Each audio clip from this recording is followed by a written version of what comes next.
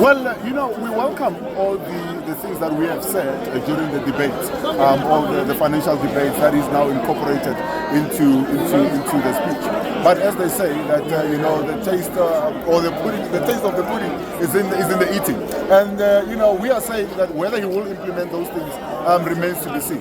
One of the things that I've said to him is that we now need to then track what is government aiming to do, and then be able to then tell people as we go, this is where we're starting, this is what we are doing, this is where we're going, this is how much we're spending, this is the impact that we're having as we are delivering services on the ground. And this is something that government has failed to do.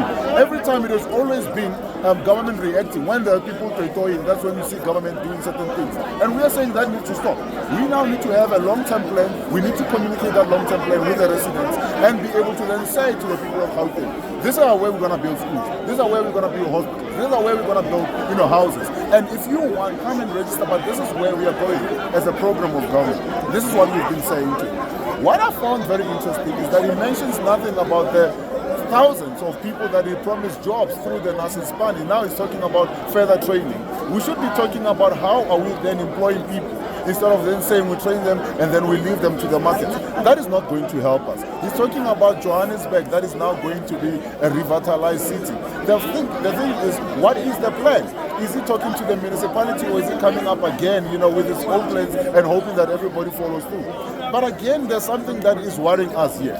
He's talking about forming or fixing towns outside of Gauteng, while the towns in Gauteng are failing. We're talking about fixing, Rustenburg, or fixing Sasolburg, or fixing,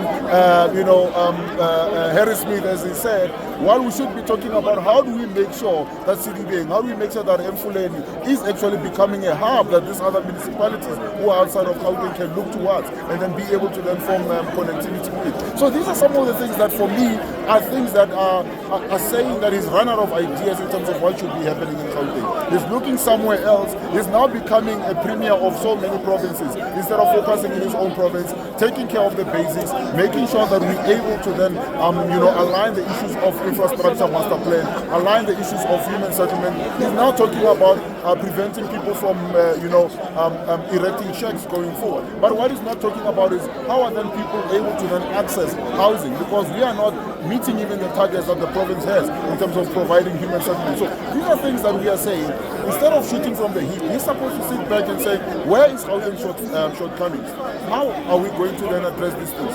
How are we communicating what we are going to be doing? And then keep those officials of his and the members of the cabinet to account for each and everything that they're going to be doing. Lastly, he talks about lifestyle audits of officials, but he's never touching the lifestyle audits of politicians, who are in the main also very guilty of all these forensic reports that we've had previously that are now not surfacing time and time again. So we are saying, if he's serious about fighting corruption, he now needs to also make sure that the forensic audits that are coming from